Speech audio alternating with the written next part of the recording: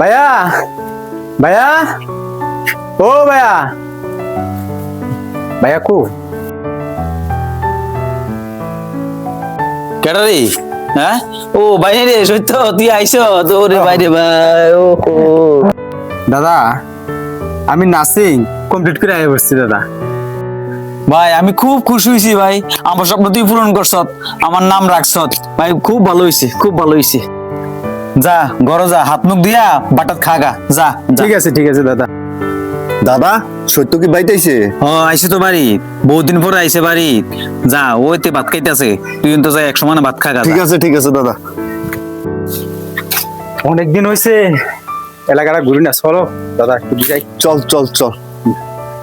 দাদা লেখাপড়া তো করলাম ভালো কথা, হ্যাঁ সার্কি মার্কি তো মনে হয় পাইতে খুবই অসুবিধা, যে একটা বাজার একটা কাজ করি চলেন দাদারে কইয়া যে সম্পত্তিটা আছে তিন ভাই মিললে মিশা ভাগ কইরা একখানে করে পড়বো। এটা ভাগটা কইরা যেটা ফার্মও এটা দিয়ে আছে না বেচা কিনে একটা ব্যবসা বাণিজ্য ধরলে কেমন হয়? ভাই তুই তো কইছস ঠিকই, শুরুর থেকে হেবাটা আমরা ফাইলা লাইলা বড় করছে, যদি হেবাটার এই কথা কই হেবাটার মনে কষ্ট হইব না? হ্যাঁ দাদা, এবার কষ্টের কথা চিন্তা কইরা লাভ হইতো না, আমরা তো বাচ্চা কিছু কইরা খাইতেইব না। তাহলে একটা কাজ কর, বিকালে কথা কই বড় ভাইয়ের লগে। ঠিক আছে তাহলে এটাই কথা, চলো এখন।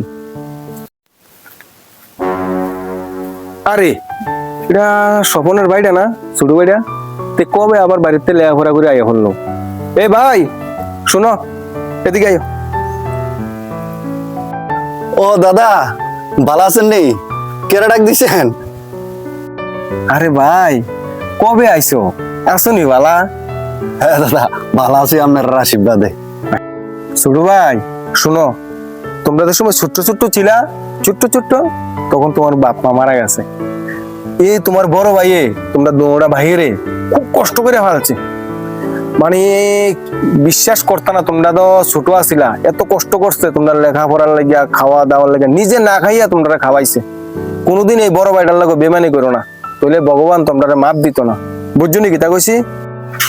হ্যাঁ দাদা বুঝছি, বড় ভাইয়ের লোক আমরা কোনোদিনও বেমানি করতাম না, এবারে যে কষ্ট করে আমরা ফালছে লালছে আমরা দেখছি না, আমরা এবারের লোক বেমানি করতাম না। দাদা একটা কথা কইতাম।